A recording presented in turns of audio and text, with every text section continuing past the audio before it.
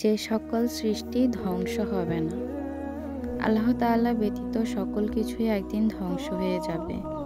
যেমনটি আল্লাহ নিজেই বলেছেন, ভূপৃষ্ঠের সকল কিছুই ধ্বংসশীল, একমাত্র আপনার মহিমায় ও মহানুভব পালনকর্তার সত্তা ছাড়া। হ্যাঁ, পৃথিবীর সকল বস্তুই ধ্বংসের সম্মুখীন হয়ে নিঃশেষ হয়ে যাবে, তবে কুরআন হাদিসে কোনো কোনো সৃষ্টির ক্ষেত্রে ব্যতিক্রম বর্ণিত হয়েছে। আল্লাহ তাআলা যাকে ইচ্ছা করবেন ধ্বংস করে দেবেন, যাকে ইচ্ছা করবেন জীবিত রাখবেন। ইচ্ছা ও ক্ষমতার মালিক একমাত্র আল্লাহ। 8টি বস্তু ব্যতীত সকল কিছুই তিনি ধ্বংস করে দেবেন। 1. মেরুদণ্ডের নিম্নাংশ। মানুষের এই অঙ্গটি ছাড়া সকল কিছুই মাটি খেয়ে ফেলবে। এ থেকে আল্লাহ তাকে পুনর্জীবিত করবেন। নবী করিম সাল্লাল্লাহু আলাইহি ওয়াসাল্লাম বলেন, মেরুদণ্ডের নিম্নদেশ ব্যতীত আদম সন্তানের প্রতিটি অঙ্গেই মাটি খেয়ে ফেলবে।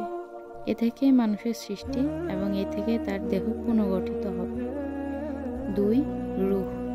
রূহ বা আত্মার প্রকৃতি সম্পর্কে আল্লাহ ব্যতীত কেউ অবগত নয়, তবে দেহের আন্দোলন ও জীবন কেবল রূহের অস্তিত্বের কারণেই হয়ে থাকে। রূহ দেহ বিচ্ছেদ করে আসমানে চলে গেলে তা মৃত সাব্যস্ত হয়। সৎ হলে আসমানের দরজাগুলো খুলে দেওয়া হয়, অসৎ হলে সকল দরজা বন্ধ করে দেওয়া হয়। সর্বাবস্থায় রূহ পুনরায় দেহে ফিরে আসে। রূহ কখনোই ধ্বংস হবে না, যেমনটি নবী করিম সাল্লাল্লাহু আলাইহি ওয়াসাল্লাম শহীদদের বিবরণ দিতে গিয়ে বলেন, শহীদদের রূহগুলো সবুজ পাখির দেহে প্রবেশ করানো হয়। আরশের সাথে বহু উজ্জ্বল ঝুলন্ত প্রদীপ রয়েছে, জান্নাতে বিচরণ করে তারা পুনরায় ওই প্রদীপসমূহের কাছে ফিরে আসে। আর মুমিনদের রূহের ব্যাপারে বলেন, নবী করিম সাল্লাল্লাহু আলাইহি ওয়াসাল্লাম বলেন, নিশ্চয়ই মুমিনের রূহ জান্নাতের বৃক্ষসমূহে বিচরণ করে। শেষ পর্যন্ত পুনরুত্থান দিবসে তাদেরকে নিজ নিজ দেহে প্রবেশ করানো হবে। 3. জান্নাত ও জাহান্নাম। আনুগত্যশীল বান্দাদের পুরস্কৃত করতে এবং অবাধ্যদের শাস্তি দিতে আল্লাহ তাআলা জান্নাত ও জাহান্নাম সৃষ্টি করেছেন। এতদুভয় কখনোই ধ্বংস হবার নয়, যেমনটি আল্লাহ নিজেই বলেছেন, সেখানে তারা চিরকাল বাস করবে। 4. আরশ। আরবি আরশ এর আবিধানিক অর্থ সিংহাসন, যার উপর রাজা বাদশাহগণ উপবেশন করেন। আমাদের মহান প্রতিপালকের জন্য একটি আরশ রয়েছে, যা আপন সত্তার মহত্ব ও বড়ত্বের সহিত অতি মানানসই। আল কোরআনের 7টি স্থানে তিনি আরশে সমাসীন হওয়ার বিষয়ে বর্ণনা করেছেন।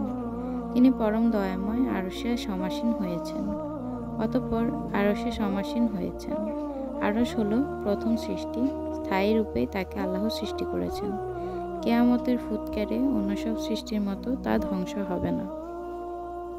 5. কুরসি। ইবনে আব্বাস রাদিয়াল্লাহু এর বর্ণনা অনুযায়ী কুরসি হলো আল্লাহর 2 কদম মোবারক রাখার স্থান।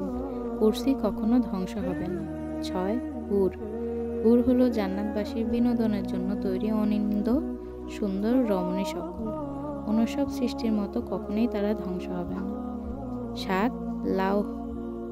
লাউহ হলো সংরক্ষিত ফলক, যেখানে আল্লাহ তাআলা সকল বান্দার ভাগ্য লিখে রেখেছেন। লাউহ কখনোই ধ্বংস হবে না। 8. কলম।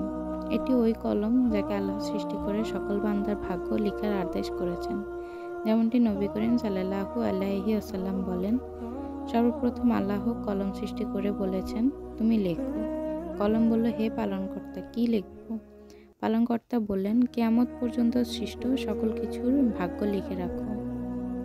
আকীদা। সৃষ্টির মালিক আল্লাহ, সুতরাং যাকে ইচ্ছা তিনি জীবিত রাখবেন, যাকে ইচ্ছা ধ্বংস করে দেবেন।